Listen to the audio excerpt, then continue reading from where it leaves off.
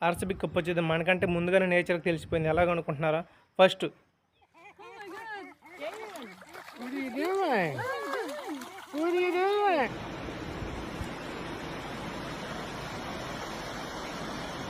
So అది ఒక complete అయింది.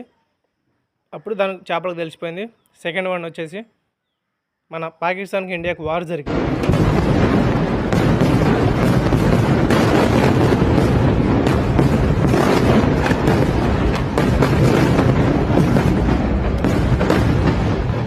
ఓకేనా? ఆర్సీబీకి థర్డ్ టైం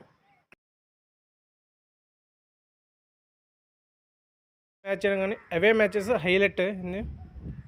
అవే మ్యాచెస్లో ఒక్క మ్యాచ్ కూడా ఓడిపోయింది లేదు ఆర్సీబీ. వ్యాపారంలో సూర్యవర్ధన్ ఎవరూ ఎదుర్కోలేనంత ఎత్తుకెదిగాడు. వ్యాపారాన్ని భద్రంగా కాపాడుకోవడానికి 5 పార్ట్నర్స్ ని మూల స్తంభాలుగా ఎంచుకున్నాడు. భార్గవ్, అజేంద్ర దేశాయ్, గురు పాండ్యన్. సూర్యవర్ధన్ కున్న అతిపెద్ద బలం అతని తమ్ముడు అధీర. అతని సామర్థ్యంతో కట్టిన ఈ కోటకి సూర్యవర్ధన్ కొడుకు గరుడ చేయి తోడైంది. వారిద్దరి సారథ్యంలో కేజీఎఫ్ ఎవ్వరూ ఊహించలేనంత భద్రతలో